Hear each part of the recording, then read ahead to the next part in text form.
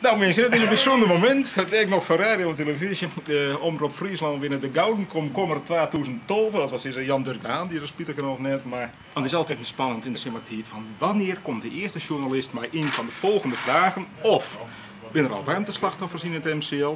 Dat is de oorlog 22 keer nog net gebeurd in maar een zinnensteek of zo wat. Of hoe komt het mij de oorlog in de verzorgings- en de verpleeghuizen? Daar rijden we dus vanzelfs op daar.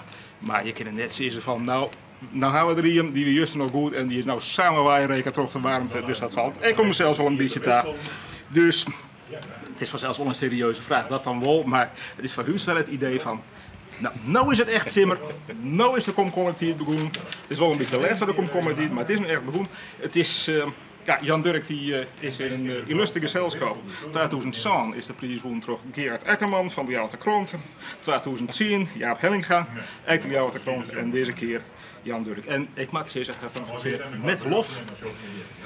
Want hoe het generaal is hetzelfde, is dan een paar dagen is het 20 graden om en dan denkt hij in van ja, dan is even bellen maar de zorg van hoe komt het mij de warmte, maar hij had in het verhuurd had te bellen, maar het waren bij van Piet van oh bliksem, dan is even gauw bellen van hoe komt het mij. Dus geweldig, de oorkonde die erbij jet, alsjeblieft. En vanzelfs de in goud verpakte komkommer, my love, alsjeblieft.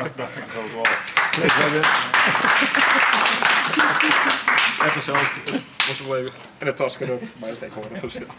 Dank u wel, Frits. Wij zullen een prominent plakje aan op deze redactie. Dat dacht ik. Ik ben er heel gerust op dat wij nou nooit uit de kranten in aanmerking kwamen voor de gouden komkommer. Dank u wel. Graag in.